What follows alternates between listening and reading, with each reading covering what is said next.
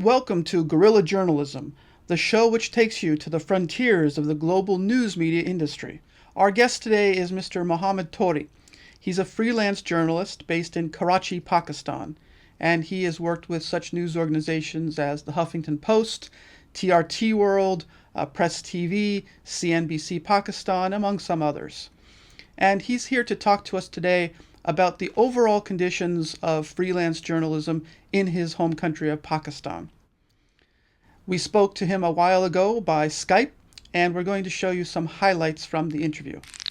Mr. Toori, can you please tell us what are the main kinds of video cameras and other news equipment used by freelance journalists and other journalists in Pakistan these days? So initially they were using PD cameras, Sony cameras, and then they started experimenting on some other brands like JVC, like Panasonic.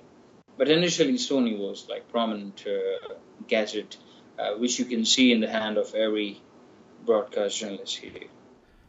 Beyond the ENG cameras such that you mentioned, are there any other kinds of special equipment which are coming into use now? The next big thing here is drone. They are using Phantom 3, Phantom 4, and Mavic X Pro.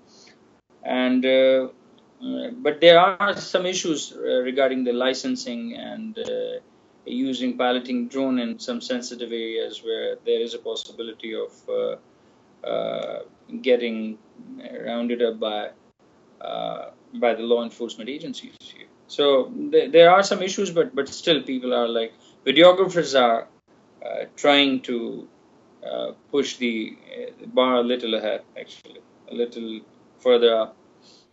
How about the transportation situation? How is it that you get from your office to the various news sites? And when you do go out there, what kind of equipment do you carry? Are you packed heavy or packed light? What's the situation? So we have traffic issues. And to avoid those traffic issues, the swift approach is using two-wheeler instead of using four-wheelers. So we don't use cars actually. Most of the videographers use motorbikes to reach their location. They can reach location easily, swiftly. So that's why. And the other thing that you asked was about our gadgets. So yeah, we move in a backpack with our backpack and our tripods and as little as we can. I mean, we try to shorten a kit so we reach to the location and do as much as we can with that particular short kit. Because of the run and gun situation that we may face. Sometime it is because of the protests, because of the law enforcement agencies, if they resort to violence, to baton charge the protester or tear gas them. So of course, I mean, in that situation, we are on our own. And in a country like Pakistan, where does freelance journalism and international journalism fit in to the overall landscape?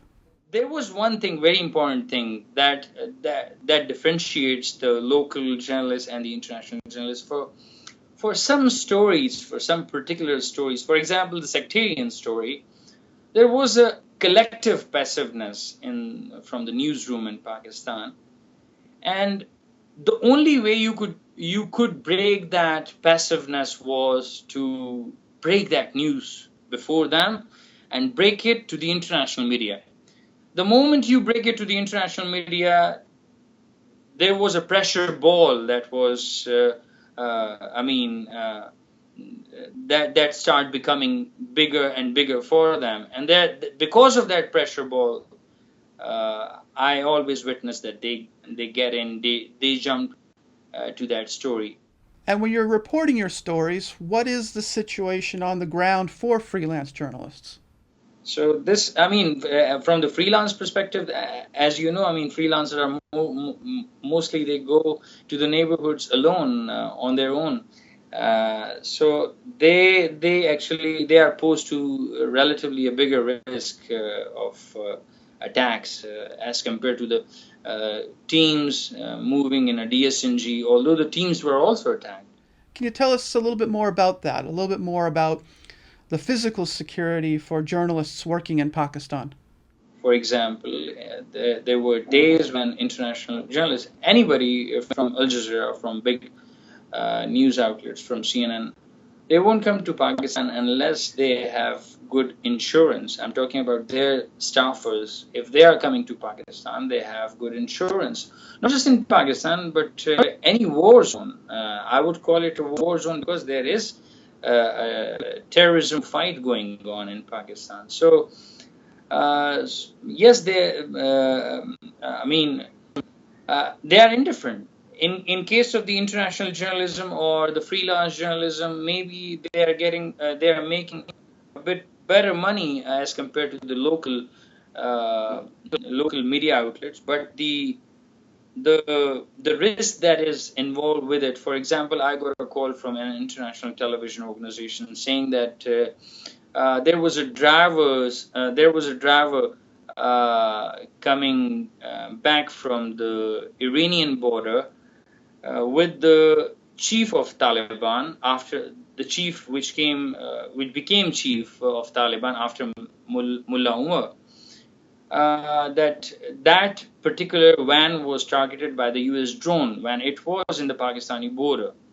So it is a very remote area, and the way they were bargaining on the logistic money, due to which I actually dropped that package, that assignment.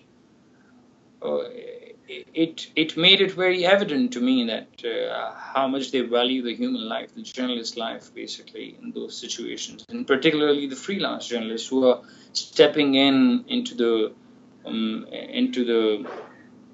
uncharted territories and in the danger zone without any proper insurance and risking their lives for taking and catching the good stories from that. So I understand that some freelance journalists and other journalists are actually being killed in Pakistan. What's the situation there? It's one of my good friend, Wali Baba, he lost his life while reporting from the streets of Karachi. And the same day he reported from the streets of Karachi, the neighborhood that he reported from is not far away from me.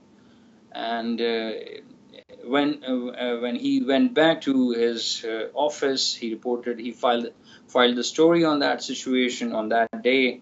When he was coming back, he was gunned down by two motorbike riders who were following him from his office, and he was gunned down here. When you consider the high risks to your personal safety and the relatively poor conditions in terms of pay and other kinds of security, why is it that you then continue being a freelance video journalist in Pakistan? Narrating a particular narrative, telling a story about those people that I care about, and the stories that I care about is something close to my heart. And this is not just I'm doing for a living. Reporters Without Borders ranks Pakistan 139 out of the world's 180 countries. And obviously this is a rather low ranking. Now, in fact, Pakistan, for an Asian country, has a relatively open media system. But as Mr. Toori explained, the physical attacks on journalists do occur there rather frequently, and these sometimes come from radical groups and other times from intelligence agencies, which makes it a rather perilous place to work for journalists, and especially freelance journalists. Thank you for joining us for our inaugural episode of Guerrilla Journalism. We'll be back very soon with new guests and new topics.